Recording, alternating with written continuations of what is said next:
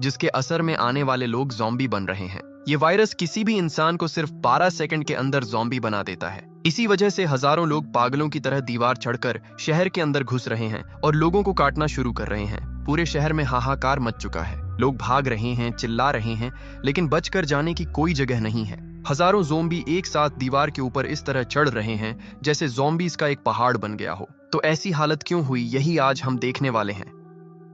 तो कहानी शुरू होती है एक शांत परिवार को दिखाते हुए। सुबह के समय दो छोटी बेटियां रेचल और कॉनी दौड़कर अपने मम्मी पापा के कमरे में आती हैं और उन्हें नींद से जगा देती हैं। उनके पिता जेरी यूनाइटेड नेशंस के एक इन्वेस्टिगेटर के रूप में काम करते थे और उनकी माँ एक हाउसवाइफ थी। उनका परिवार बहुत खुशहाल था। ठीक से नींद न होने के बावजूद जेरी अपने परिवार के लिए नाश्ता बनाना शुरू कर देता है। घर का माहौल काफी खुशगवार था। बच्चियां हंस रही थीं, माँ बाप आपस में बातें कर रहे थे। ठीक उसी समय टीवी पर न्यूज चल रही थी। वहां दिखाया जा रहा था कि किसी इमरजेंसी सिचुएशन की वजह से पुलिस सड़क पर बहुत तेजी से दौड़ रही है, लेकिन जेरी और कैरन इसे एक सामान्य घटना समझकर नजरअंदाज कर देते हैं और अपनी दोनों बेटियों रेचल और कोनी को स्कूल छोड़ने के लिए घर से निकलते हैं। कुछ देर बाद सड़क पर भयानक ट्रैफिक जैम दिखाई देता है। रेडियो पर खबरें चल रही थीं और पीछे बैठी बच्चियां गाना गा रही थीं। जेरी अपनी पत्नी कारिन के साथ मजाक कर रहा था और बच्चियों से कह रहा था कि वे घर लौटकर पैनकेक खाएंगी। तभी रेडियो पर खबर आती है कि अलग अलग देशों में रेबीज जैसी कोई और खतरनाक बीमारी फैल रही है।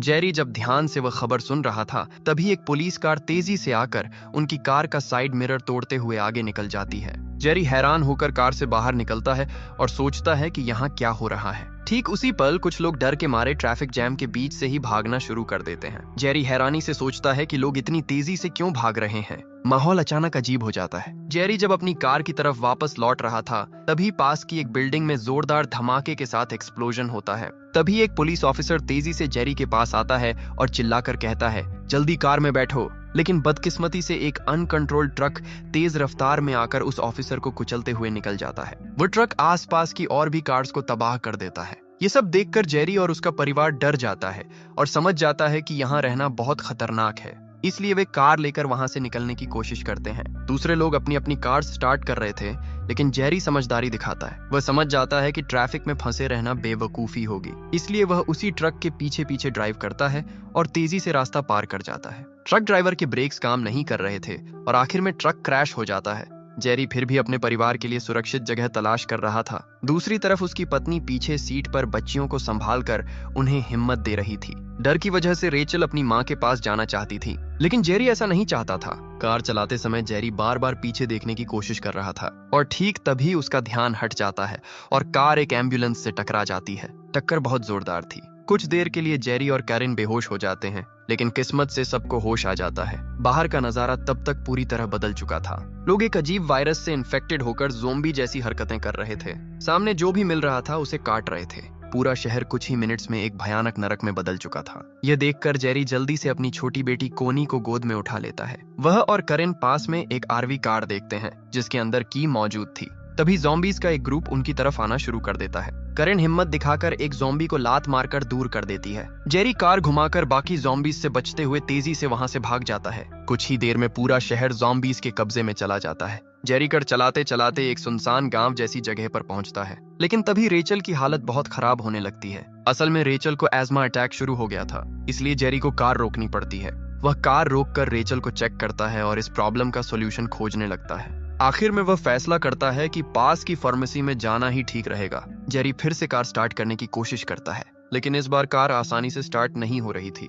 तभी जेरी की पत्नी के फोन पर एक कॉल आती है। फोन उसके दोस्त थियरी ने किया था। थियरी एक हेलीकॉप्टर में था और जेरी से उनके हालात के बारे में पूछता है। थियरी कहता है, मैं तुम लोगों की मदद करूंगा, रेस्क्यू के लिए एक हेलीकॉप्टर भेज रहा हूँ। तब तक तुम अपनी फैमिली के साथ जहां हो वहीं सुरक्षित रहो। थियरी ये भी बताता है कि हेलीकॉप्टर पहुंचने में शायद कुछ घंटे लगेंगे। ये सुनकर जेरी अपनी बेटी का इनहेलर ढूंढने के लिए निकल जाता है। जल्दी ही जेरी को एक सुपरमार्केट दिखाई देता है, लेकिन वहां भी हालत कंट्रोल से बाहर थी। लोग खाने के लिए लड़ाई कर रहे थे और चारों तरफ अफरा तफरी थी। समय बहुत कम था, इसलिए जेरी फैसला करता है कि फैमिली दो हिस्सों में बंट जाएगी। जेरी और रेचल इनहेलर ढूंढेंगे और करीन और कोनी खाना ढूंढेंगी। कुछ देर बाद अचानक जेरी को कोनी की चीख सुनाई देती है। दो आदमी कारिन पर हमला करके उसे लूटने की कोशिश कर रहे थे। जेरी मदद के लिए दौड़ता है, लेकिन उनमें से एक आदमी तुरंत गन निकाल लेता है। बिना किसी झिझक के जेरी जवाबी एक्शन लेता है। 2 राउंड गोली चलाने के बाद वह आदमी जमीन पर गिर जाता है। बदकिस्मती से एक पुलिस ऑफिसर सब कुछ देख रहा था। जेरी उसे समझाने के लिए हाथ ऊपर करता है, लेकिन ऑफिसर उल्टा कुछ और करता है।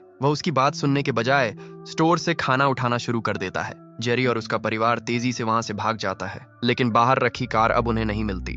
जेरी और उसका परिवार भीड़ भाड़ और खतरनाक जगहों से बचने के लिए एक ऊंची बिल्डिंग की तरफ जाने का फैसला करता है। जेरी फोन पर अपने दोस्त से बात करता है और रिक्वेस्ट करता है कि उन्हें बिल्डिंग की रूफ से हेलीकॉप्टर के जरिए रेस्क्यू किया जाए। जेरी असल में एक गवर्नमेंट एजेंट था, लेकिन सिक्योरिटी की वजह से रात में रेस्क्यू करना पॉसिबल नहीं था, इसलिए थियरी बताता है कि सुबह तक इंतजार करना पड़ेगा। इसी बीच जेरी सड़क पर एक और ज़ॉम्बी देखता है और ज़ॉम्बीज के हमले लगातार बढ़ रहे थे। जेरी और उसका परिवार किसी तरह बिल्डिंग के अंदर घुस जाता है। रास्ते में जेरी एक अजीब चीज नोटिस करता है। ज़ॉम्बीज एक आदमी को इग्नोर कर रहे थे, लेकिन उसके परिवार पर हमला कर रहे थे। वह समझ नहीं पाता कि ऐसा क्यों हो रहा है। ज़ॉम्बीज दरवाजा तोड़ने की कोशिश करते हैं, लेकिन वे सीढ़ियां चढ़कर ऊपर भागते हैं। तभी उनकी बेटी कोनी अचानक गुम हो जाती है। बाद में वह एक फ्लैट के दरवाजे के सामने मिलती है।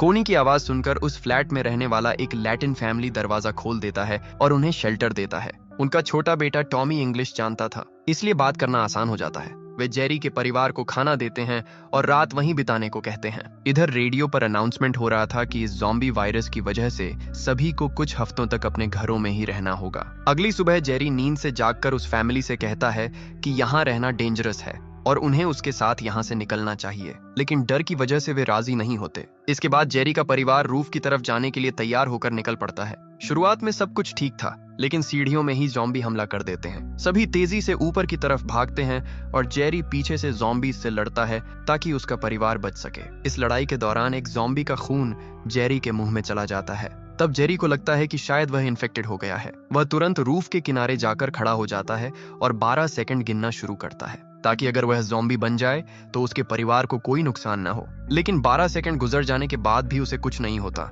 इसका मतलब वह अब सुरक्षित था। जेरी की पत्नी फ्लेयर गन से हेलीकॉप्टर को सिग्नल देती है। हेलीकॉप्टर बिल्डिंग की रूफ पर उतरता है। तभी टॉमी नाम का वह लड़का भी उनके साथ जुड़ जाता है, क्योंकि उसके परिवार पर ज़ॉम्बीज ने हमला कर दिया था। कारिन और बच्चियां हेलीकॉप्टर में बैठ जाती हैं। जेरी पीछे से ज़ॉम्बीज को रोक कर रखता है और सोल्जर्स उनकी मदद करते हैं, और आखिरी पल में जेरी भी कूदकर हेलीकॉप्टर में चढ़ जाता है। फिलहाल वे ज़ॉम्बीज के हाथों से बच जाते हैं। हेलीकॉप्टर शहर के ऊपर से उड़ रहा था और शहर की हालत बहुत भयानक थी। चारों तरफ अनगिनत ज़ॉम्बीज लोगों पर हमला कर रहे थे। इसके बाद उन्हें अटलांटिक ओशन में मौजूद एक विशाल मिलिट्री शिप पर ले जाया जाता है। वहां सेना के लोग और बड़े बड़े अधिकारी अपने परिवारों के साथ रह रहे थे। जेरी के परिवार को एक अलग कैबिन दिया जाता है। इसके बाद थियरी जेरी से मिलने आता है। वह बताता है कि अमेरिकन गवर्नमेंट अब लगभग खत्म हो चुकी है और पूरी दुनिया में यह ज़ॉम्बी वायरस फैल चुका है। इंसानों के पास न बचने का कोई रास्ता है और न ही इस वायरस के सोर्स के बारे में कोई जानकारी है। साइंटिस्ट की एक बड़ी टीम इस प्रॉब्लम को समझने की कोशिश कर रही थी, लेकिन मानवता की आखिरी उम्मीद अब एक यंग साइंटिस्ट फासबाख पर टिकी है, जो हार्वर्ड का एक वायरोलॉजिस्ट है। उसका विश्वास है कि अगर इस वायरस को समझ लिया जाए तो इसके खिलाफ वैक्सीन बनाना पॉसिबल होगा। लेकिन असली बात यह है कि वायरस को खत्म करने के लिए पहले यह जानना होगा कि यह आया कहां से है। शिप पर मौजूद लोग पुराने रिकॉर्ड्स, रिपोर्ट्स और शुरुआती घटनाओं को एनालाइज करते हैं। सभी संकेत एक ही तरफ जा रहे थे। वह जगह थी साउथ कोरिया का एक मिलिट्री बेस। वहां से अब कोई कांटेक्ट नहीं हो रहा था। शक किया जा रहा था कि वायरस वहीं से शुरू हुआ है। प्लान बनाया जाता है कि यंग साइंटिस्ट को वहां भेजा जाएगा, लेकिन वह अकेला नहीं जा सकता था। तभी एक सीनियर मिलिट्री ऑफिसर जेरी के पास आता है। मिलिट्री उसे इस मिशन पर जाने के लिए मजबूर करती है, और यह कोई रिक्वेस्ट नहीं थी, यह गवर्नमेंट की धमकी थी। अगर वह मना करता है तो उसके परिवार को शिप से उतार दिया जाएगा। जेरी तब समझ जाता है कि थियरी ने उसे और उसके परिवार को क्यों बचाया था, क्योंकि वे उससे अपना काम करवाना चाहते थे। शिप पर जगह लिमिटेड है, इसलिए हर कोई वहां नहीं रह सकता। जेरी अपनी पत्नी कारिन को सच बताता है।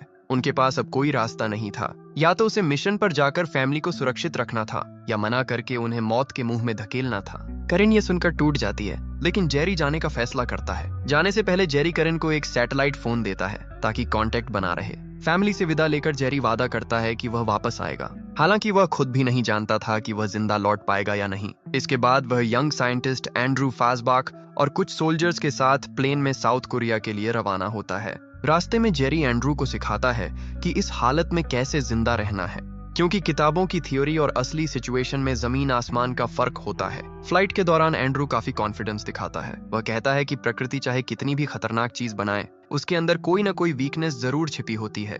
यानी यह वायरस जितना खतरनाक लग रहा है, इसका भी कोई ना कोई वीक पॉइंट है जिसे ढूंढना होगा। इधर शिप पर धीरे धीरे कुछ लोगों को उतारा जा रहा है। फिलहाल जेरी की फैमिली बची हुई है, लेकिन यह साफ था कि यह सेफ्टी हमेशा के लिए नहीं है। दूसरी तरफ टीम साउथ कोरिया पहुंचती है तो हालात खराब होने लगते हैं। रात हो चुकी थी और नीचे कोई एयर